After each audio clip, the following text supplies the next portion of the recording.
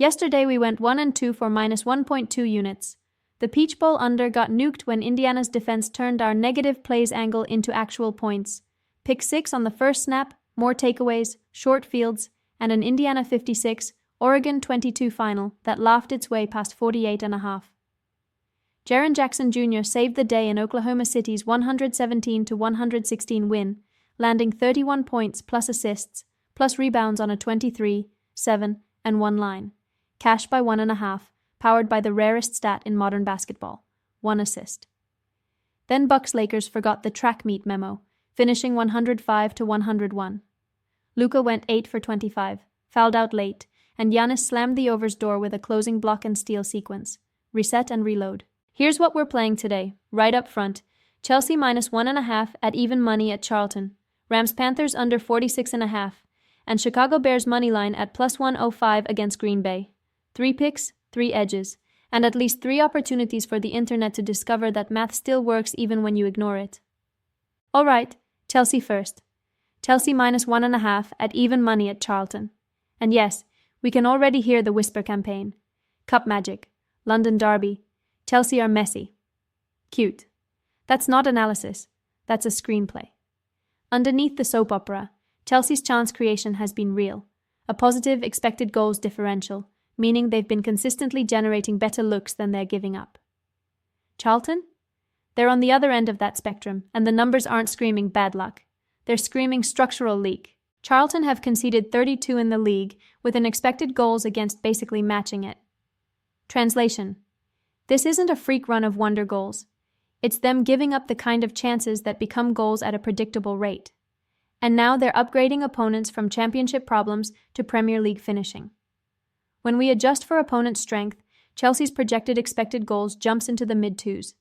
That's the kind of baseline where a 2-goal win stops being a dream and starts being the median. Tactically, this sets up like a chess match where one player brought a dartboard.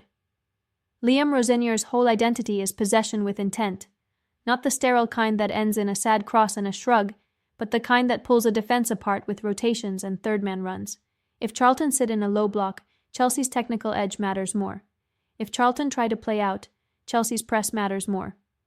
Either way, Charlton have to survive 90 minutes of problem-solving with fewer tools, and that's before we get to the personnel issues, like missing Kane Ramsey, which matters a lot when you're trying to defend wide overloads and survive isolated duels. Now let's address the takes we're fading.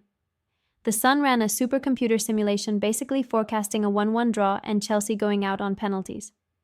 And Forbet's model leaned toward a narrow 1-0 Chelsea win. That's exactly the kind of output you get when you treat recent form like it's gravity and ignore matchup physics. A Ferrari and a go-kart both have steering wheels, but only one wins the Grand Prix. The real edge here is what happens after the first goal. In these mismatch cup ties, the late goal is not a plot twist, it's a probability.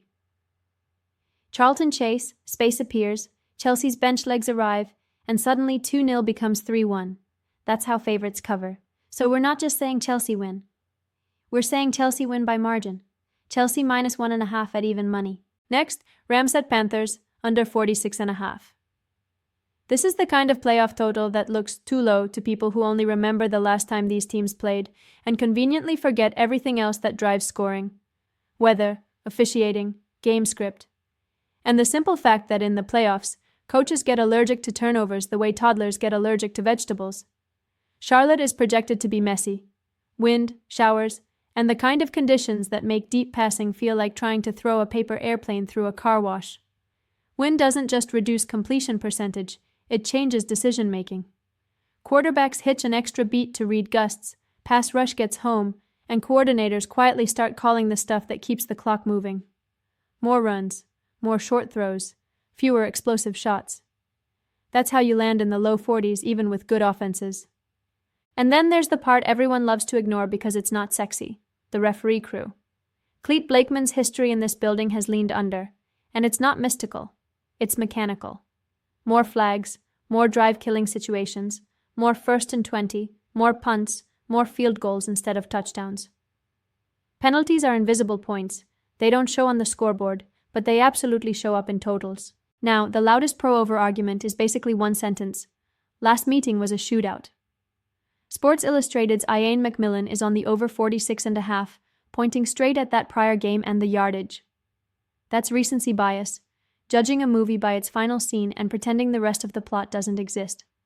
That game had high variance events, defensive points, fourth down conversions that are not repeatable at the same rate, and turnover swings that don't come with a subscription plan. If you build your total bet around the idea that chaos will politely RSVP again, you're not handicapping, you're wishing. Our projection is a Rams win in the 24-17 neighborhood. That's 41 points. Not because either team is bad, but because the incentives and the environment scream clock, not fireworks. Give us the under 46.5. Last pick. Chicago Bears moneyline at plus 105 against the Green Bay Packers. This is the one where narrative tries to mug your bankroll in a dark alley. The rivalry ownership talk. The Packers always do this folklore. The breathless Jordan Love is back storyline. We're not betting bedtime stories. We're betting a football game in Chicago weather. Let's start with what matters most, the trenches and the conditions. Soldier Field is projecting cold, wet, and breezy, the kind of day where the deep ball becomes a suggestion, not a plan. That shifts the whole matchup toward rushing efficiency, field position, and who makes the first stupid turnover. That's also where Green Bay's problem lives. Without Micah Parsons, their front is not the same animal. If Chicago can lean on the run game and stay out of obvious passing downs, they can control time of possession and keep this in a one-score script. And that one-score script is where plus 105 becomes the gift. Not because Chicago is guaranteed, but because the price implies they win less than half the time. In this environment, with this matchup shape, that's selling the Bears short. Now, we're also fading a very specific public-facing take. Sean Kerner at Action Network is backing Packers' first-half money line at minus 110, leaning on the idea that Love thrives with clean pockets and that Chicago's pressure rate hasn't been elite. He even references that earlier collapse where Green Bay had about a 99% win probability and still lost, framing it as improbable. And yes, treating a 99% probability as a sure thing is like leaving your door unlocked because the neighborhood is safe. It works until the day it doesn't. But the bigger point is this. We're not relitigating a single bizarre finish. We're projecting a game state. In this game state, Love returning off a concussion layoff in wind and precipitation is not ceiling football. It's take what you can get football. That's where Chicago's ball hawking profile matters. Picks don't need perfect coverage when the ball comes out slick and late, and in weather games, the kicker edge is real too.